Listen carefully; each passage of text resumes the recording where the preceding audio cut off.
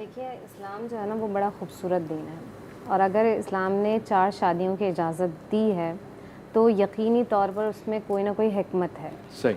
ہم 4 شادیوں سے انکار نہیں کر سکتے ہیں، صحیح۔ کیونکہ یہ قانون اللہ کا بنایا ہوا ہے، ہم اس میں تبدیلی نہیں کر سکتے ہیں۔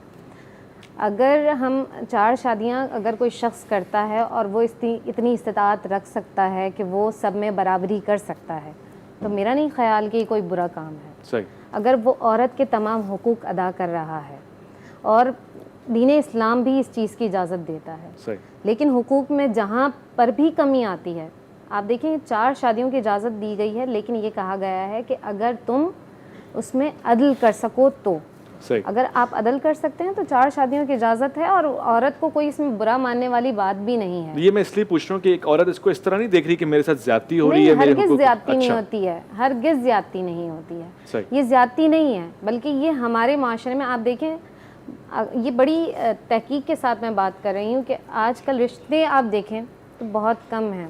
ایسا ہی ہے، خواتین زیادہ ہیں، رشتے کم ہیں۔ رشتے کم ہیں، ٹھیک۔ اور ہر عورت یہ کہتی ہے، چاہے مرد استطاعت رکھتا ہے تو وہ یہ سمجھتی ہے کہ بھائی بہت بڑا ظلم ہو گیا اس کے اوپر، جی، اور وہ یہ سوچتی ہے کہ پتہ نہیں کیا ہو گیا۔ لیکن عرب کے اگر ہم دیکھیں زمانہ رسالت مآب، اور اس میں بہت سارے صحابہ اکرام کو دیکھیں تو یہ جائز تھی ان کے لیے، اور ابھی بھی جائز ہیں، اور وہ کیا کرتے تھے، اس میں کوئی برائی والی بات بھی نہیں تھی۔ صحیح۔ تو ہمیں اپنے ذہنوں کو تھوڑا سا وسعت دینی ہوگی۔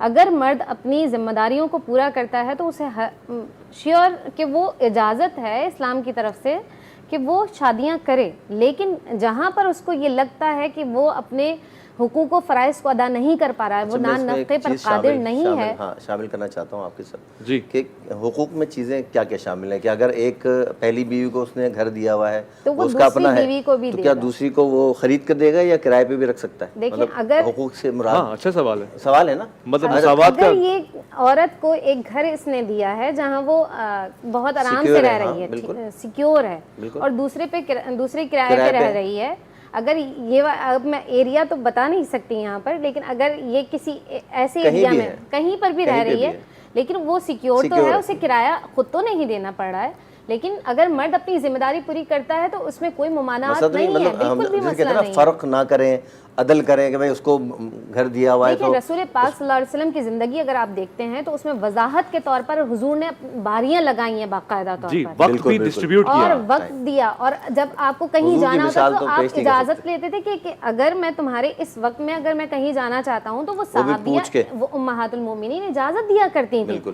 اگر مرد شادی کرنا چاہتا ہے تو یہ کوئی جبر اور ظلم نہیں ہے، اسلام نے جس چیز کی اجازت دی ہے آپ کیسے اس کو ناجائز کہہ سکتے ہیں؟ اس کے علاوہ کیا چیزیں شامل ہیں؟ میں ایک بات کہنا چاہتی ہوں یہاں پر، دیکھیں عرب کا جو معاشرہ تھا وہاں پر تعدد ازدواج کوئی بری بات نہیں تھی، اور کیونکہ جنگیں وغیرہ بھی بہت زیادہ ہوا کرتی تھی، آج بھی تعدد ازدواج وہاں پر ہوتا ہے، لیکن حضور نبی کریم صلی اللہ علیہ وسلم کی سیرت میں عملی طور پر جو ہمیں ایک گوشہ ملتا ہے وہ یہ کہ ام المومنین خدیجہ الکبریٰ کی حیات زندگانی میں کوئی اور امہات المومنین میں سے آقا صلی اللہ علیہ وسلم کی زندگی میں نہیں آئی، بالکل ویسے ہی شہزادی کونین جناب فاطمہ الزہرا سلام اللہ علیہ کی زندگی میں مولا کائنات علی ابن ابی طالب علیہ السلام کے گھر میں کوئی اور خاتون نہیں آئی ہیں۔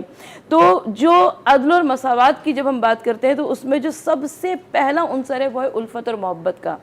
اگر مرد وہ الفت اور محبت جو کہ ایک کو دے رہا ہے اگر وہ دوسری کو بھی نہیں دے سکتا تو پھر یہاں پر عدل کے تقاضے پورے نہیں ہوں گے، کیونکہ قرآن مجید کی روح سے سب سے پہلی شرط عدل ہے، اور عدل میں آپ مادی چیزوں کی کیوں بات کرتے ہیں، گھر کی، گاڑی کی، زیورات کی کیوں باتیں کرتے ہیں؟ سب سے پہلے تو اور مرد کا دل ہے نا، مرد کا دل ہے، سب سے پہلے تو آپ اس کو وہ تمام خوشیاں دے سکتے ہیں، وہ اس کی محبت جو سب سے پہلے آتی ہے۔